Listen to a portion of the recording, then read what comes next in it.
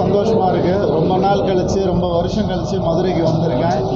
மதுரை மண்ணை தொட்ட உடனே ஒரு புத்துணர்ச்சியும் ஒரு சந்தோஷமும் ஒரு தைரியமும் வருது. அதுக்கு நிறைய காரணங்கள் இருக்குது. உங்களுக்கே தெரியும், நானும் மதுரைக்காரன். அப்பா வந்து திருமங்கலம். ஒரு 12 வயசு வரைக்கும் இங்கே இருந்தார். அதுக்கப்புறம் தான் சென்னைக்கு வந்தார்.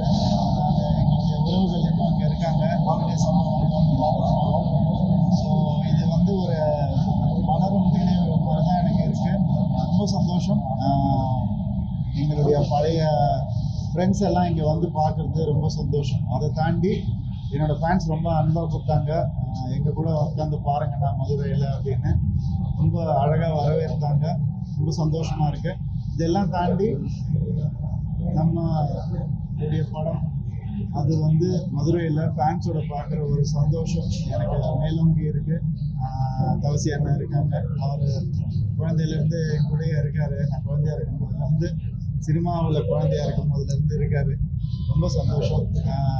என்னுடைய ஃபேன்ஸும் அப்படி தான் எப்போவுமே என் கூடயே இருக்காங்க. அவங்களுடைய கட்டளை தான் நான் இங்கே வந்தேன். என்னை ரொம்ப சந்தோஷப்படுத்திட்டாங்க. அண்ட் பர்டிகுலராக சினிப்பிரியாவில் வந்துட்டு நான் தான் சொல்லிட்டு இருந்தேன், தேட்டர் ரொம்ப அழகாக மெயின்டைன் பண்ணியிருக்கீங்க சார்.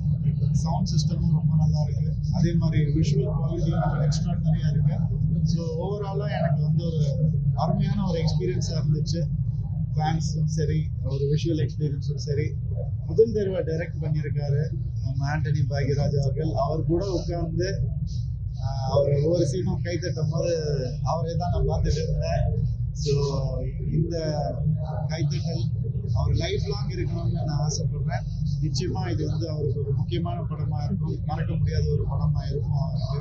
அது எனக்கு தெரியும். ரொம்ப கடினமாக உழைச்சிருக்காரு அவர். எங்கள் cameraman Selva, art director, editor எல்லாருமே அவ்வளோ கஷ்டப்பட்டு உழைச்சிருக்காங்க இந்த படத்துக்கு. அதுக்கு இப்படி ஒரு வரவேற்பு கிடைக்கும் போது உண்மையாகவே ரொம்ப சந்தோஷமாக இருக்கு.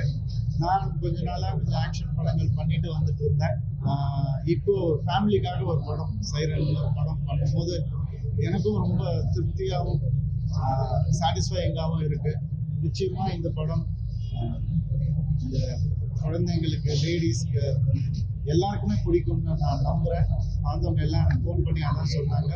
ரொம்ப கிரிப்பிங்காக இருக்குது, ரொம்ப நீட்டாக இருக்குது, மேக்கிங் நல்லா இருக்குது. இந்த மாதிரி பாசிட்டிவ் வேர்ட்ஸ் வரும்போது மனசுக்கு ரொம்ப சந்தோஷமாக இருக்கு. ஸோ இங்கே வந்ததுக்கு எனக்கு எல்லா வகையிலையும் சந்தோஷப்படுத்தினவங்க எல்லாருக்கும் ரொம்ப நன்றி.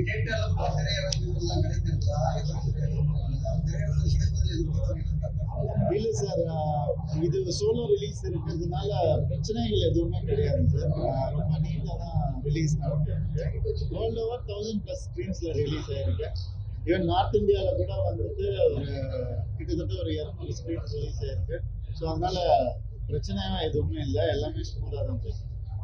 அந்த காலகட்டத்தில் மாதிரி ஒரு 50 நாட்களை தாண்டி ஒரு திரைப்படம் ஓடுவது ரொம்ப கடினமா இருக்கு சார். 20 நாட்கள்ல ஒவ்வொரு திரைப்படம் என்ன கருத்துக்கள் நிறைந்த திரைப்படமா இருந்தால் காணாமல் போயிருக்கு. அதை ரசிகர்களுக்கு என்ன? அது சார், அது